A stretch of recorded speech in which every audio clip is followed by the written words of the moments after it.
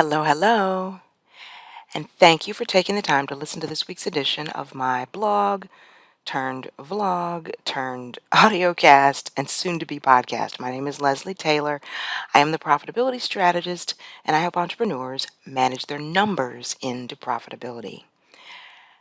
And so, in this week's audiocast, I'm actually in week 3 of my series on making the kind of money you want to make in your business. I'm talking about this because most entrepreneurs aren't actually making the kind of money they want to make in their businesses. It's a kind of a dirty little secret, but because I get to look inside the intimate details of tons and tons and tons of businesses, it's just a fact. In week 1 of this 4-part series that I've been doing, I touched on the mindsets that keep entrepreneurs from making the kind of money that they want to make in their businesses. Fear, anxiety, shame that lead to behaviors of avoidance, which don't serve the highly profitable desired outcome that all business owners desire. I talked about that in week 1.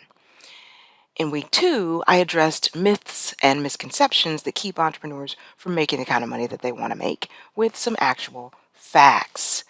I asked the question, what if something you believed incorrectly was causing you to leak money, lose money, and or work harder in your business than you actually had to? And so I talked about that in week 2. So I invite you to take a listen to weeks 1 or 2 if those challenges and anything I said resonated with you. But this week, I want to talk about how to know if you're really ready to make the kind of money that you say you want to make. I'm going to talk about how to know if and when you're ready, and if not, how to get ready or how to get more ready, right? How to prepare. My pastor has this saying that direction, not desire, determines destination, or maybe he attributes that to his dad, but either way, direction, not desire, determines destination. Now, desire is important when you're starting a business. It's absolutely necessary. But are you headed in the right direction to reach that destination? Or do you just have a strong desire? That's what I want to talk about this week. So, so you have this desire to make the kind of money you want to make so you can live the life you want to live, right? That's what we all want as entrepreneurs. And so I ask you this question. What is that dollar amount? Really, what is that dollar amount? How much do you actually want to pay yourself? This is one of the first signs that you're ready. It's one of the first steps. Do you know how much you want to make? I like to have some of my clients determine an actual number if they haven't already, especially when they give me answers like, vague answers like they want to make a lot, 6 figures, 7 figures. They give me something really general. I like to have them calculate what I call a right now number, meaning a number that incorporates comfortable living. They could live comfortably right now. It means you're, of course, able to cover your expenses, pay down debt on a regular basis. If you want to take a few trips a year, it's not the extravagant number, right? Because you have to actually reach that point first before you hit the really, really big income goal. So this is the first step.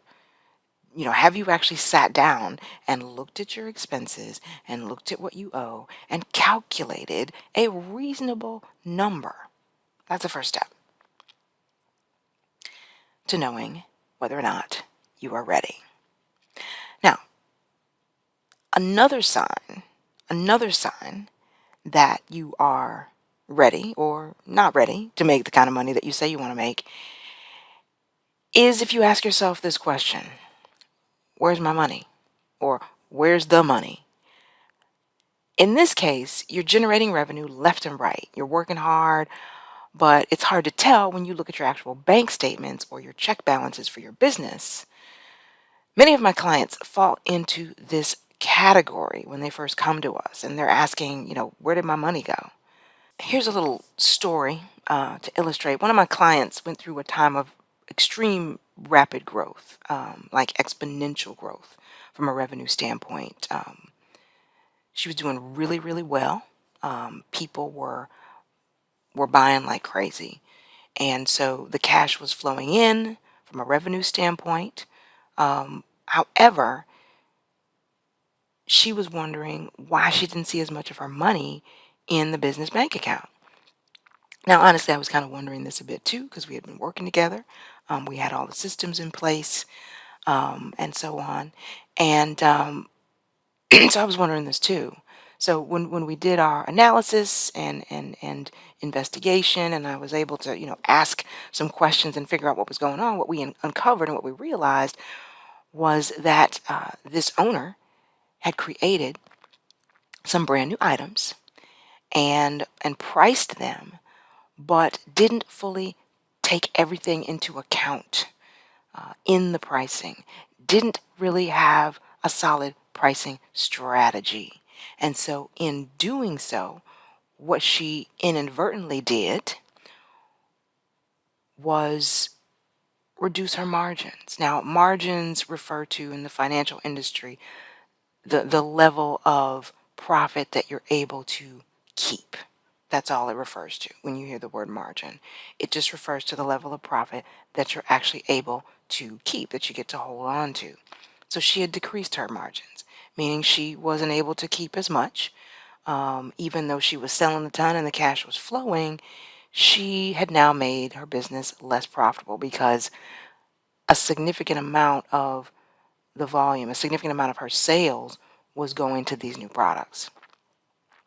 And so she found herself working harder and making less money than she had been previously. The best way, excuse me, of creating your most profitable business is by increasing your sales revenues at a rate faster than you spend it. And so even though her sales revenues had increased significantly, she had also increased the rate that she was spending it. So, which obviously has, an unintended effect of her asking the question, where's my money? So the way that we dealt with this was once we got clear and, as mentioned, doing our analysis, generating the right reports and figuring out like what actually happened and talking to this owner and identified that problem, then we were able to make adjustments, appropriate adjustments to her pricing. No, we didn't just double them randomly or triple them randomly. I know some folks advocate that, and that is not a pricing strategy either. That is not sound business advice either. But once we made the proper adjustments, then we were able to make those changes in her business before she went out of business and or completely burned herself out um, in that situation. So the way to do that, the bottom line, if this is you and this sounds like you, is it's time to level up your reporting. And what I suggest, if you're not sure where your cash is going, where it came from, there's big question marks all over that part, is you need something called a statement of cash flows. It is a financial report called a statement of cash flows. And it basically tells you where your cash came from and where your cash went. So as I mentioned, this business owner, I'll just say a lot of business owners have a profit and loss statement, a P&L statement, and they get really excited about that. And it's awesome. I'm glad you at least have one statement, but you also need this statement of cash flows because it speaks to, as I mentioned, where your cash goes and where it went. As a side note, I recommend 3 financial statements. Statement of cash flows, I've already talked about the P&L statement, and the third one's the balance sheet because they're going to give you a full story of your business's number situation. But in this case, we're focusing on the statement of cash flows. So as I mentioned, this report is going to explain the difference between what your P&L statement says and what's actually sitting in your bank account in detail. It's going to explain where the money came from and where it went.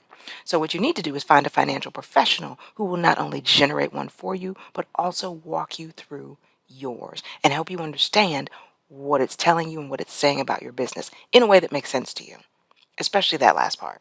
If it doesn't make sense to you, then what's the point? Just having one is not enough. So the statement of cash flow can also help you understand when you might be headed over a cliff cash wise. So, number three, you are ready to make the kind of money that you say you want to make if you owed a lot to the IRS and it was a big surprise to you. Nobody likes surprises. Nobody likes surprises. So, another sign that you are ready is your business did very well last year, but you ended up owing a very large amount of taxes and it was a surprise to you, right? As a result, and you weren't really prepared for that. So, if that happened to you, in the previous year, first of all, congratulations on all your hard work. However, if this happened to you, it means that your financial systems are no longer up to par, right? They no longer fit where you are in your business journey. So if you want minimal surprises and to be able to take all the deductions you deserve, you need a new process. You need a new process. So what does that look like? So you need to level up your financial systems as follows.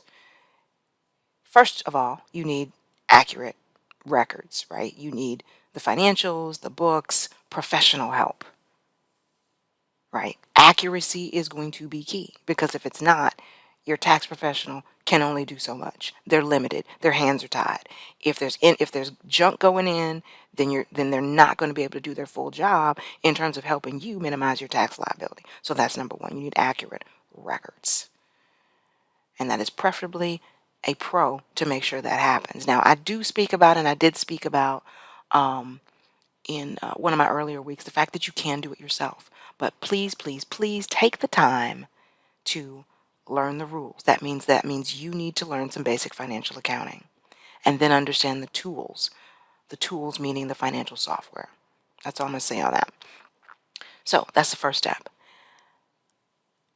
So you need those records that are then up to date so that you and your tax pro can develop a solid tax strategy, right? Because you're going to now meet with them.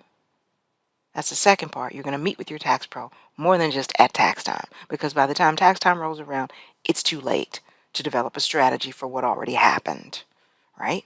So you need those accurate records. They need to be up to date so you can be in communication with your tax professional throughout the year, develop a strategy, and if anything changes, they know and they can inform you of some things you can do to help minimize that tax liability. So that's number three. Number four is really going to be almost all of you. Number four is you want to scale. Almost all my clients want to one day scale their businesses. And so for them, this looks like stepping out of most of the day to day doing, focusing on more of the big brain consulting or strategic work, focusing on the parts that they love most or are really good at, securing the larger sales and contracts and collaborations, and just having a greater reach through their team. I've already said this once, but I'm going to say it again because it's so simple, but so many business owners forget about it. Scaling has to do with growing your business in a way that grows your revenues at a rate much greater than costs. That's what scaling has to do with. And it usually involves some sort of investment or investments on the part of your business in order to facilitate that scaling process, right? Spending money on resources that will pay off in profits or revenue or some type of growth, some type of return. You're going to get something back, but you're going to have to invest something, whether that's in hiring or some type of equipment or new tools or software or whatever.